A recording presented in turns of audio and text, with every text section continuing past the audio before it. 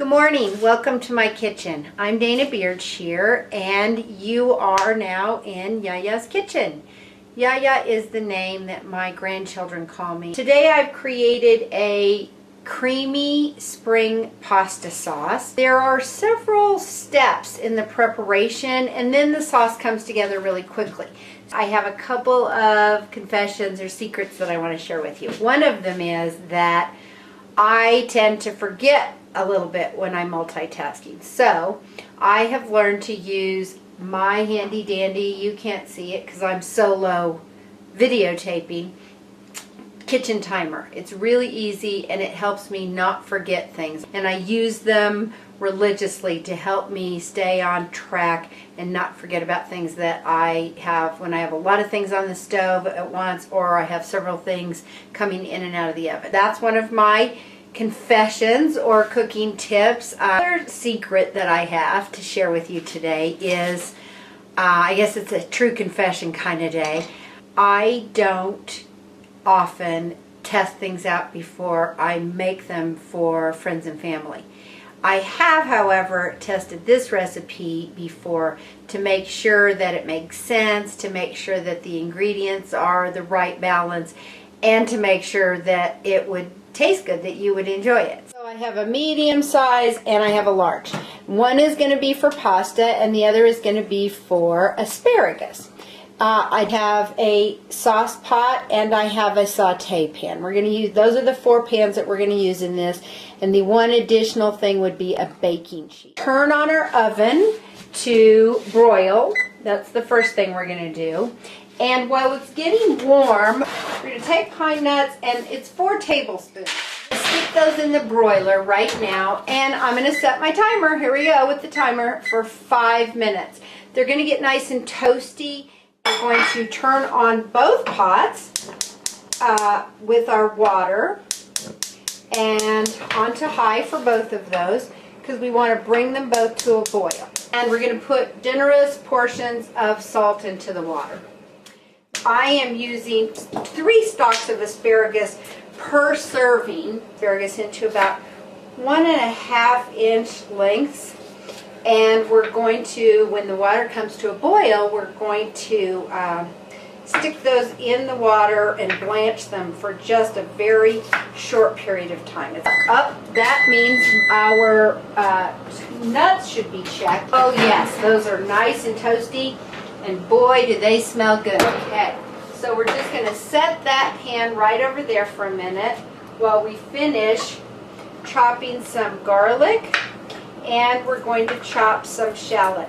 The other thing that I want to do real quick here is to turn on my saute pan onto like a medium-low temperature, and just a couple tablespoons of olive oil. This is the part where my family always laughs at me when they come over and they come in the kitchen, because I have on my goggles.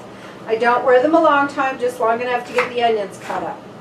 So I'm wearing them to cut this shallot so that you don't have to watch me wipe my face and my eyes. It might look a little funny, but I don't have teary black eyes after I do it.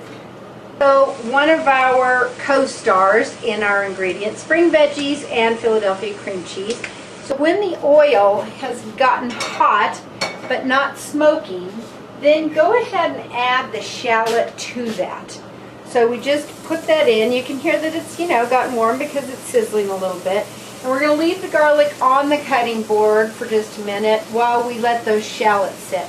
Now I'm going to set my timer again for 5 minutes, because 5 is about what it takes for that shallot to start to become translucent and on the verge of caramelization. Okay, so now I've removed my glasses,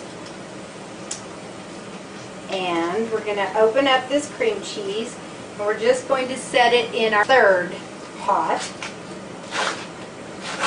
and we're going to turn that on to not the lowest setting, but certainly on the lower side. It's just a slow melt and warm for that sauce. We don't have to cook it. We're just going to slowly warm and melt it. And we are going to put in teaspoon of salt, and we're going to put in about a half a teaspoon of freshly ground pepper.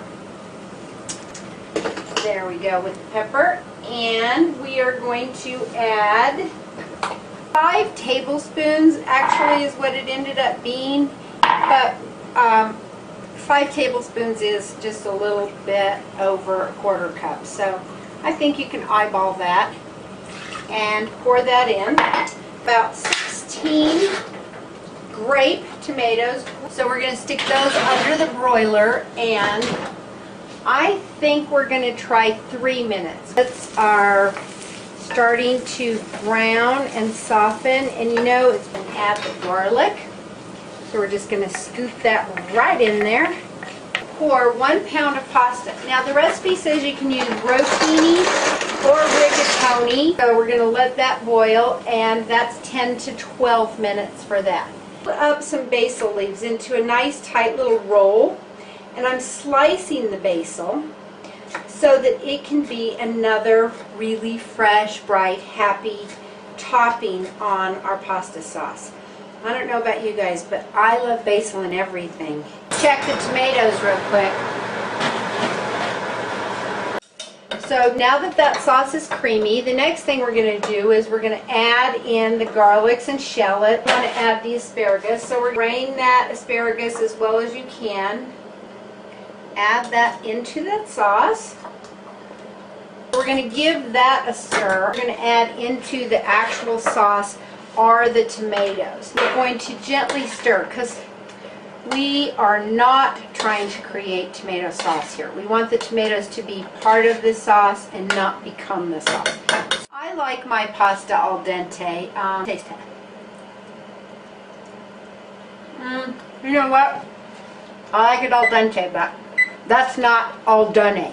So, just let's give it 2 more minutes. The last thing that we can do while we're waiting here is we can turn the sauce off. It's plenty warm enough. And I'm going to half a lemon. There we go. So I'm going to squeeze 1.5 teaspoons. You can see I've put the pasta on there. And now I'm going to put some of our yummy veggies creamy sauce over it. What would be the equivalent of a tablespoon of fresh basil, and a tablespoon of pine nuts goes on top of that. And then the last, and maybe the most interesting or unexpected, a tablespoon of pomegranate seeds. It's a fabulous addition. Just a nice, fresh, tart texture. It looks very happy. You know, my husband tasted this the other night when I created it. He said that this was the best pasta sauce he'd ever had, and that made all of this experience worth what I'm doing. Before we say goodbye, there's one thing that I would like to say, and that is thank you, Philadelphia cream cheese. Thank you, Paula Deen, for creating a contest, an experience for so many of us that urges me and other women to be inspired and motivated to get in the kitchen and create some fabulous new, interesting dishes to feed other people. Thank you so much. Bye-bye.